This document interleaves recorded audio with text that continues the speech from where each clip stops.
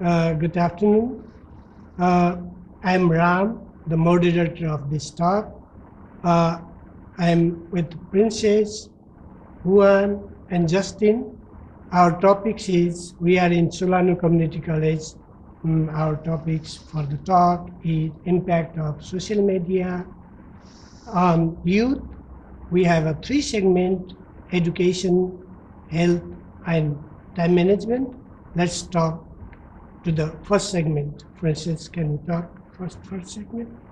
According to an article called "From the Impact of Technology and Modern Technology in Education" by Lovir Singh, the transfer of knowledge becomes easier and convenient.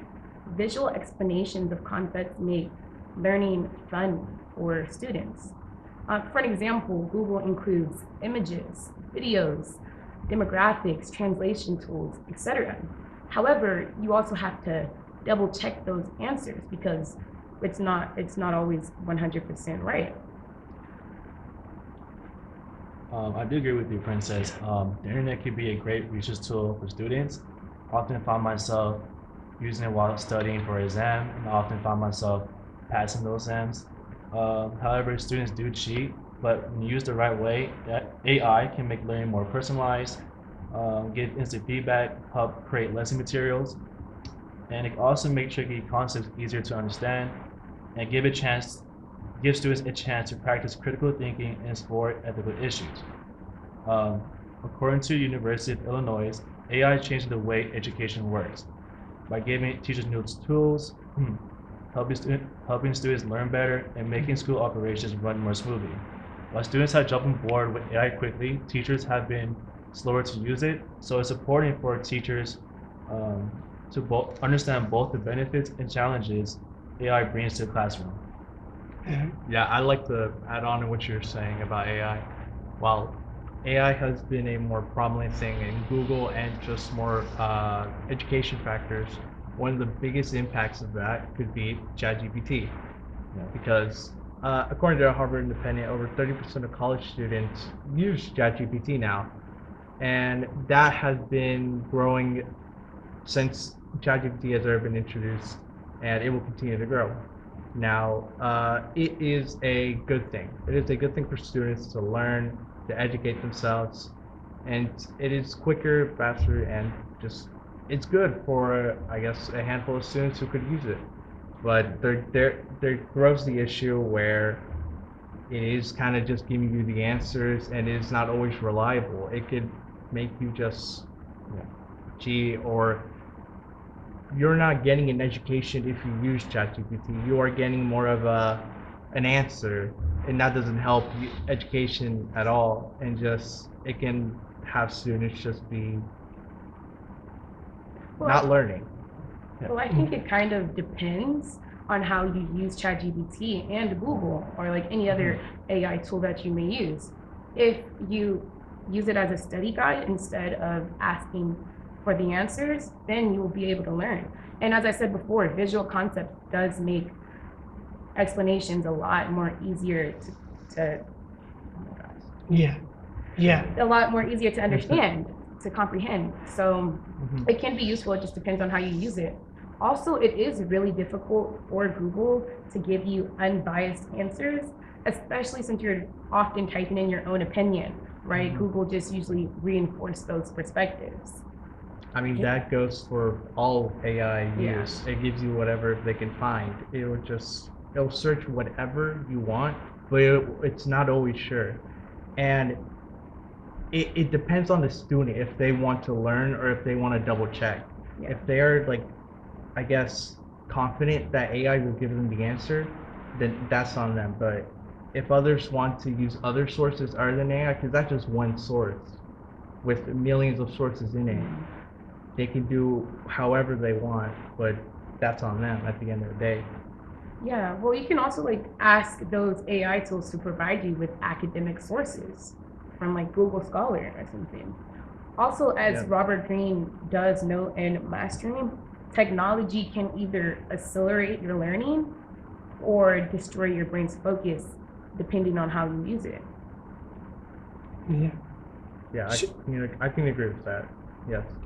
it has a positive impact on education as well as, according to the Ibrahim Arcade, I just read the articles, including other 7 authors, uh, the impact of multiple educational technology on well-being of meditating role of digital cognitive loads, noted that the concept of digital cognitive loads reflect the heavy mental stress on the students that must manage to multiple tasks simultaneously at once at a time. That brings us the stress, mental stress on it, and totally reliance on the chat GP or Google search, like mentions, the creative learning, creative thinking, problem solving methods may be reduced by totally reliance on it. That lead us to move on the second topics, health. Yes, Justin, ma'am. can you open? I do agree with you in how screen time can affect one's health. According to an article by the Hacker site and Chemical Nearby, it says that screen time can affect physical health, mental health, and overall well-being. Basically, it can lead to eye strain, headaches, neck and back pain due to poor posture, and other issues related to sedentary behaviors. Mentally, it says that screen time can lead to eye higher rates of sorry. Mentally, excessive screen time is linked to higher rates of depression, anxiety, mood disorder, and sleep problems, especially among the youth who spend more than 5 hours every day on their digital devices. Um, Excessive screen time can also affect social relationships, cognitive development by reducing face-to-face interaction and shortening attention spans and limiting creativity. In severe cases, it may lead to behavior addictions such as internet gaming disorder. Especially with the posture, that's like really dangerous in my opinion because people don't necessarily notice when they have bad posture. Or like myself, honestly, sometimes I'll just catch myself like slouching on my phone. I'm like, bro, like why am I doing this? And sometimes like when I'm on my computer working on my work, I like start to slouch as well, and it just kills my entire thought of training. Like seriously though. And that's a serious I- issue. No, because- seriously yeah. though, like I literally have to sit up when I'm typing for me to be focused. It actually works for me at least. Yeah, it's a serious issue because it's a long-term health effect. By slouching too much, it can affect you. It can affect you like when you're old and stuff. Mhm. Like you have a slouch. What's the term called? Like a slouch back. That's Oh that's my bad. God, yeah. That's A humpback? bad. What is yeah, it? Yeah, Something like that. something like that. And according to the article called Examining the Impact of Social Media and Youth and its Future for History Learning, most children go from electronic media such as television and radios to social media without any awareness of the negative aspects. So now we have this 11 to 12-year-old girl or boy looking on social media at these influencers with unrealistic life, honestly. A mansion at the age of 20 Ferraris in the garage. And so now you have a child thinking, I need to be this rich by the time I'm 20. It creates insecurities, a lower self-esteem. And then overall it just takes a huge toll on your mental health. You get anxiety, stress, and as Robert Greene notes, conforming to social norms, you will lose your own voice. It basically sets up an imitation over imagination kind of mentality. Yes, I do agree with you that uh, technology in general could affect a kid's mental health, but I think it also can leave a positive impact on them. When they're, I guess, scrolling or just looking something up, they can find something and they can be inspired from it. They could, I guess, learn what they want to do in life. They can, you can create a career out of, the internet now. It's not impossible. Any kid can do it now. But it could be an issue for them, but there is also other ways that they could, I guess, be inspired and just make themselves think and just have a sense of imagination with it. Yeah, Mhm. social media is definitely great. I just think we need to be able to limit ourselves because 6 hours of screen time on TikTok and Instagram is insane. And honestly, that was me last year, but I cut that out because I did not like it. It did really take a toll on my mental health. My grades started like slipping. Got a C Yeah. in philosophy. That was Yeah. crazy. When I just started using social media all the time, how many comments, how many likes, how many comments, and then I need to reply. Then so in the morning, in the day, before the sleep, every time I use social media. So I want to. I just read an articles before the Dr. Ali F and Ali F A, the youth attitude towards the effects of social media addiction, a study of university student in United Emirates Human and Science, published in 2024.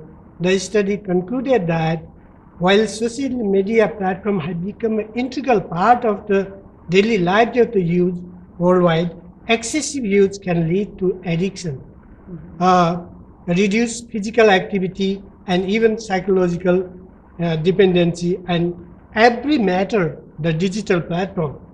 So again, another Shawnee, Ekor, and Bar S, the impact of social media using psychiatric impact on well-being of children, adolescents in the post-COVID-19 era.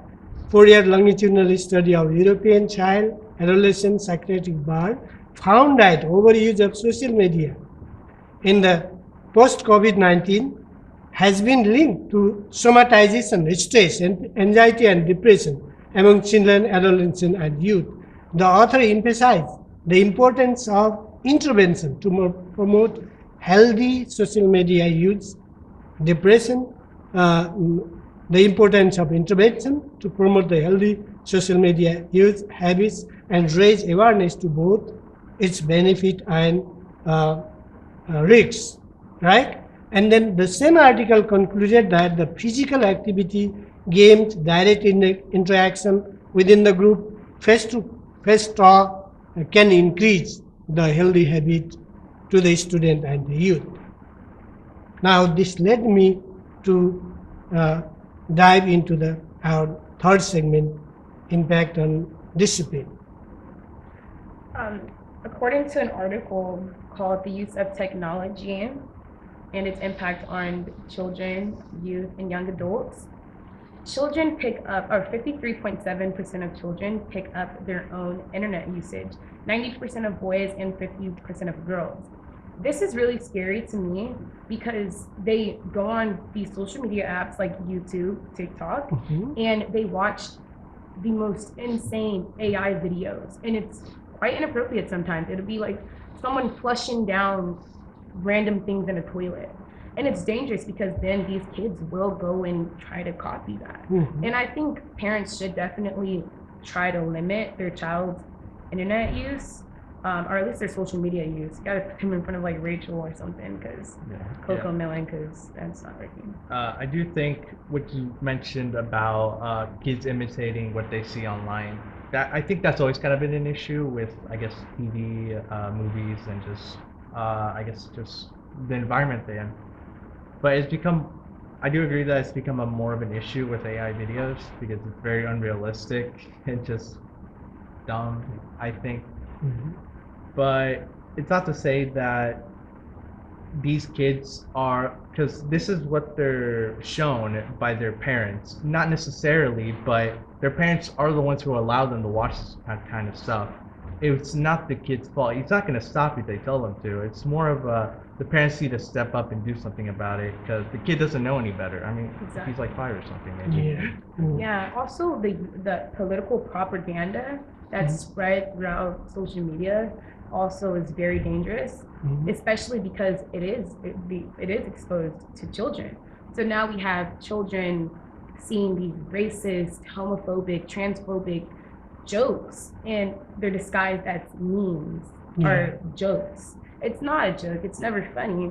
Especially in this last presidential campaign, there's been a lot more political propaganda. Yeah. Yeah, I have seen a lot personally on Instagram. It's pretty bad. Some of them are like actually funny, but then some of them like kids should not see this because this is just the wrong information. Yeah.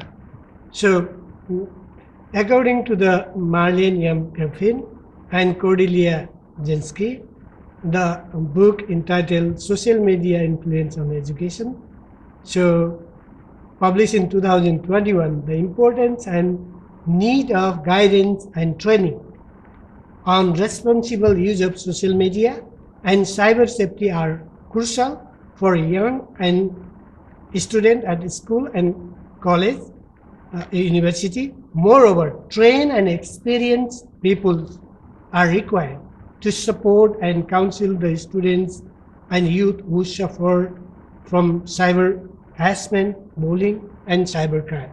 That is also required for the education is needed to address this issue. Targeted media literacy education program are necessary.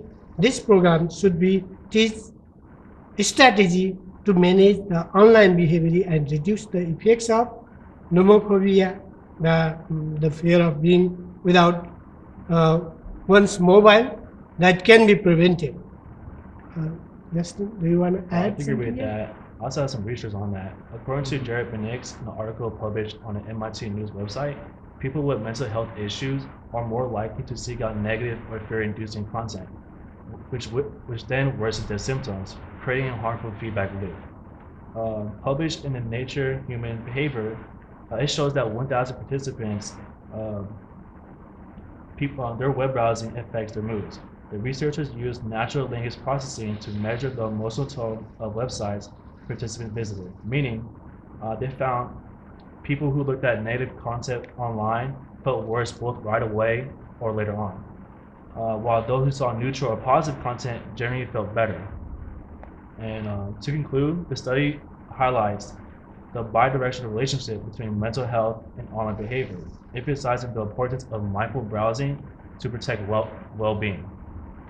You know, honestly, that's like so true what you Yeah. said about people Kinda goes back like to going to yours. look Yeah. up the Yeah. negativity. Mhm. Because honestly, sometimes when I am sad, just in my feelings sometimes, Yeah. I'll go on TikTok and I'll like go look for some shade or something, I'm post it on honestly Instagram. same thing. It's so funny. So yeah, I can do that. And also, like when we are on technology, social media especially, we get sucked into that. Like our attention spans are like they just demolish kind of because Yeah. we're looking at the phone and then like for example TikTok, Mhm. you have an endless amount of videos and Yeah. they're all so funny and relatable most of the time, are entertaining, and sometimes even when they're not entertaining, for some reason I still watch it. But anyways, so when we're sucked into that, it's really dangerous, but they do that on purpose. Like they literally track your algorithm, every single post that you like, every single post that you comment on, every single post that you don't comment on, every post that you don't like, every post that you share with your friends, who you share it with. And I also seen someone on TikTok the other day say like when they're like TikTok had a camera photo of them, like they were like completely away from their phone. And that's scary because it's like, I mean, it's no joke that the social media is watching you, but it's just scary when you actually realize it. Yeah. Yeah, social media really tries to give you like a hit of dopamine, so you just continue going for it, and it just worsens your time management, Yeah. which time management in general can be an issue regarding social media because it distracts you from your work, from your school, and this can affect children and adults. It's just an issue for everyone because, again, just scrolling online, finding stuff gives you a hit of dopamine that makes you just want to continue, and it could really distract you from your work in general.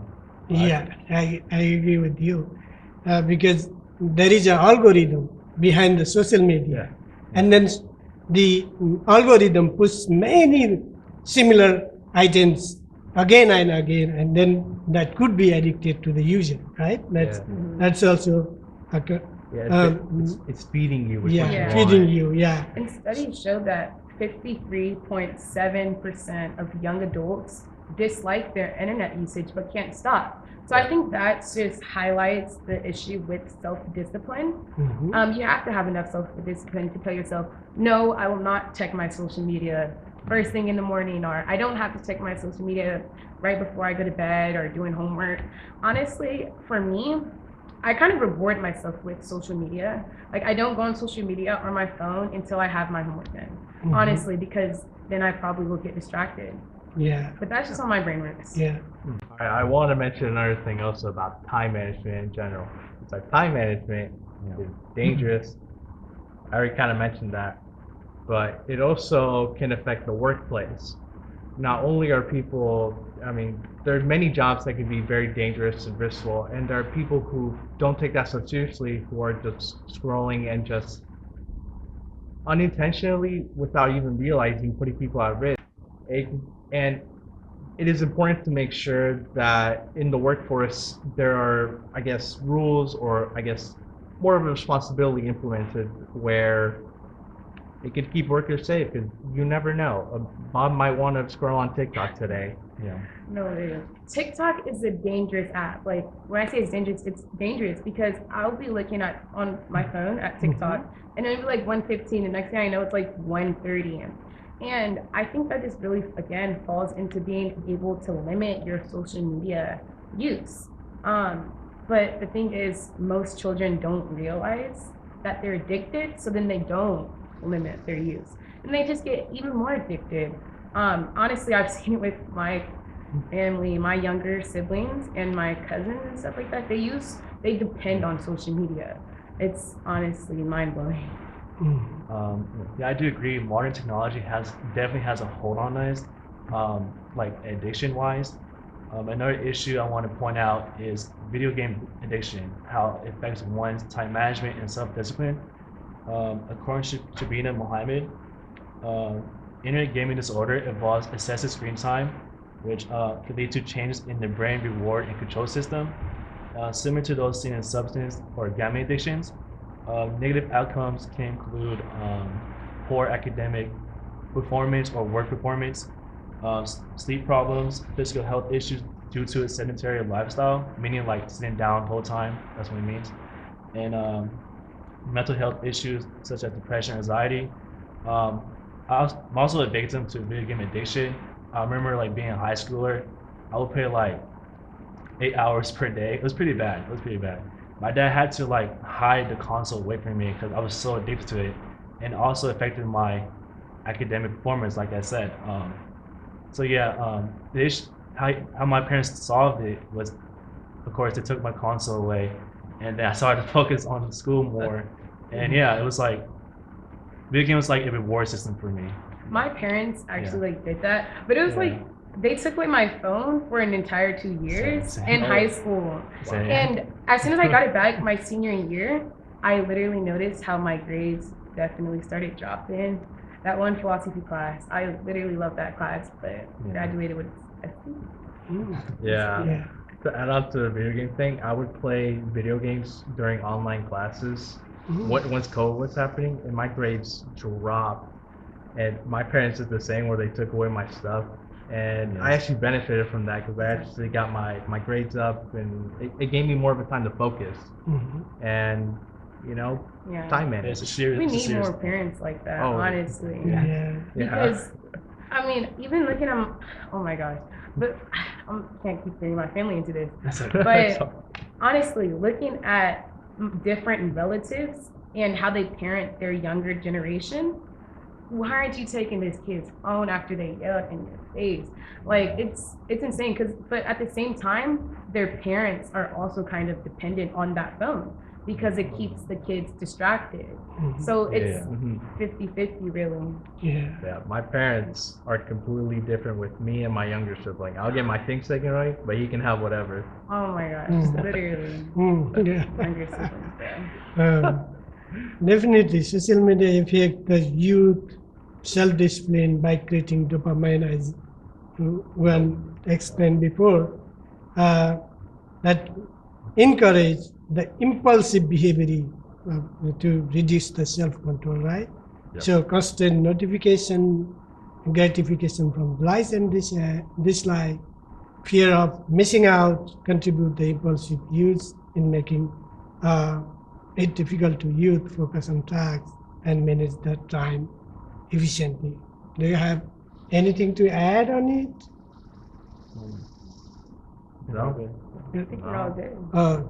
Technology is one of the most essential tools and integral parts of the youth of 21st century. Student, it can help deepen, broaden their skill and knowledge in different area as they use it as a pedagogical tool. On the other hand, if it is misused, it can create many problems, physical as well as psychological health problems. We hope that the impact of technology on social media gives a more insight on youth and other adult child. We hope this podcast give awareness to all audience. I want to appreciate all. Thank you in tuning. Have a good rest of day. Thanks.